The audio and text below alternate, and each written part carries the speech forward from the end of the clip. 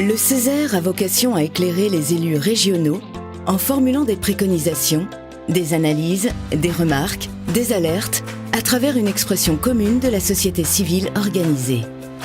3 types de rapports sont produits par l'institution.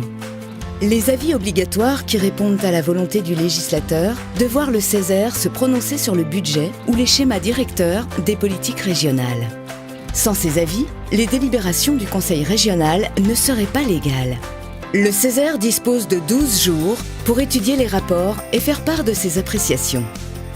Les avis simples, qui répondent à une saisine du président du Conseil régional qui peut solliciter l'expertise du Césaire pour traiter d'un sujet à caractère économique, social, culturel et environnemental. Dans ce cas, c'est le président du Conseil régional qui fixe la date de remise du rapport en accord avec le président du Césaire.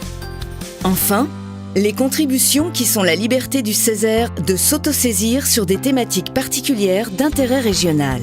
Ce travail de fond nécessite plus de temps. Les conseillers en fixent eux-mêmes l'échéance. Ces avis et ces contributions sont produits par des instances de travail, commissions, groupes ou sections composées jusqu'à une 50aine de conseillers.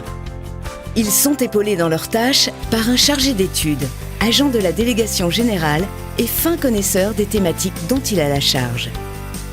La première étape est qualifiée de phase d'acculturation. Elle débute par l'étude de la littérature disponible et la mise en place d'une veille informationnelle qui restera active jusqu'à la phase de rédaction. Dans un deuxième temps, les conseillers approfondissent leurs connaissances en prenant appui notamment sur les auditions, les enquêtes, les débats menés dans le cadre de la commission ou du groupe de travail. De nombreuses personnalités sont entendues chaque année par l'Assemblée. Peu d'institutions ou groupes de réflexion peuvent se vanter d'entendre autant de spécialistes délivrer en un temps aussi contraint leur savoir et leur expérience.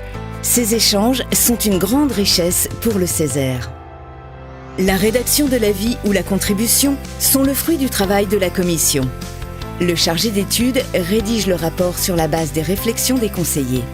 Les préconisations, propositions, recommandations, orientations générales ou stratégiques constituent l'essence de l'étude. Enfin, le rapport fait l'objet d'un vote en assemblée plénière. Les 190 conseillers adoptent le texte et prennent la parole pour faire part de leurs observations au nom des organisations qu'ils représentent.